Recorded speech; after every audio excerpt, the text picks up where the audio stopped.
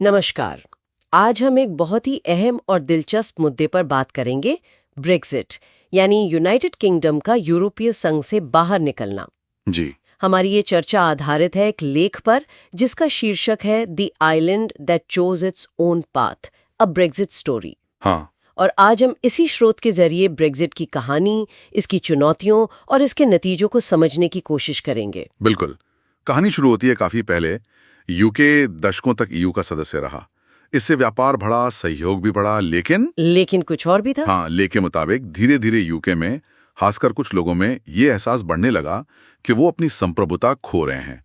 मतलब अपने कानून बनाने की ताकत, अपनी सीमाओं पर नियंत्रण। ये बात उठने लगी कि ब्रसेल्स में बैठे लोग ब्रिटेन के लिए फैसले क्यों लें। सही, यही सवाल थे जो माहौल बना रहे थे, और इसी सब के बीच हुआ वो जनमत संग्रह। 23 जून 2016, तारीख तो काफी अहम है। ये सवाल क्या था लोगों से? सवाल बिल्कुल सीधा था, क्या यूके को ईयू में रहना चाहिए या इसे छोड़ देना चाहिए?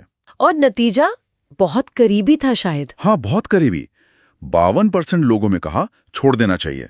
और इस एक फैसले ने, जैसा लेख कहता है, न सिर्फ यूके बल्कि पूरे यूरोप को एक तरह से चौंका दिया। और इसका पहला बड़ा राजनीतिक असर, प्रधानमंत्री डेविड कैमरन का इस्तीफा। वो तो रहने के पक्ष में थे। बिल्कुल, वो कैंपेन कर रहे थे कि यूके को ईयू में रहना चाहिए। नतीजा उल्टा आया तो उन्होंने इस्तीफा दे दिया। उनके बाद आई थेरेसा मे।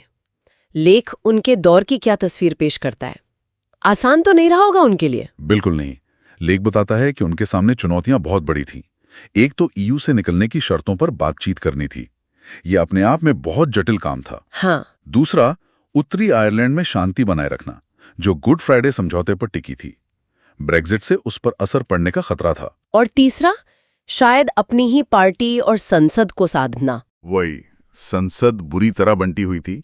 और लेख इस बात पर जोर देता है कि थेरेसा में जो भी सौदा लेकर आए, उनकी अपनी संसद ने उसे बार बार खारिज कर दिया। एक तरह का गतिरोध पैदा हो गया था। तो अराजकता जैसी स्थिति। हाँ, काफी हद तक। और आखिरकार इसी दबाव में उन्हें भी जाना पड़ा।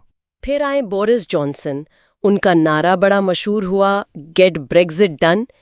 लेख के हिसाब से उन्होंने ऐसा क्या किया जो पहले नहीं हो पाया? देखिए, जॉनसन ने एक अलग अप्रोच लिया। वो एक नया सौदा लेकर आए।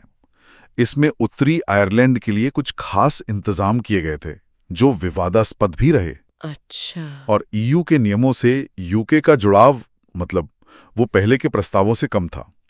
फिर उन्होंने चुनाव करवाया और उसमें उन्हें बड़ा बहुमत मिला। तो उस बहुमत के बल पर वो ब्रेक्जिट करवा पाए? हाँ, उसी बहुमत के दम पर उन्होंने संसद से अपना सौदा पास करवा लिया।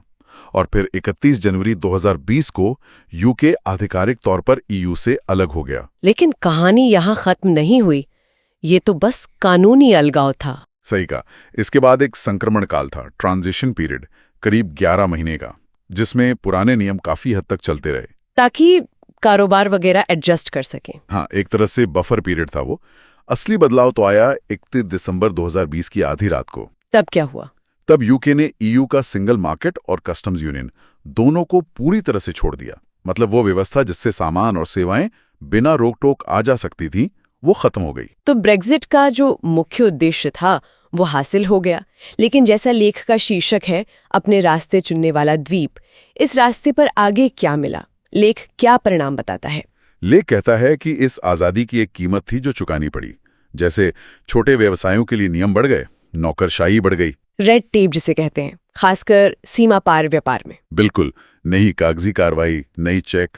किसानों और मछुआरों को भी नई बाधाओं का सामना करना पड़ा। लेख में कीमतों के बढ़ने और कुछ सामानों की कमी का भी जिक्र है। उद्योगों पर असर पड़ा है कि ब्रेक्जिट की 5वीं सालगिरह के आसपास सर्वे ये दिखाने लगे थे कि आधे से ज्यादा लोग मानते थे कि ईयू छोड़ने का फैसला शायद गलत था। तो क्या अब वापसी की कोई बात हो रही है? नहीं, लेख के मुताबिक ऐसा बिल्कुल नहीं है। ये बदलाव दर्ज तो किया गया है, लेकिन पीछे मुड़ने का कोई इरादा या राजनीतिक इच्छा शक्ति नजर नहीं आती।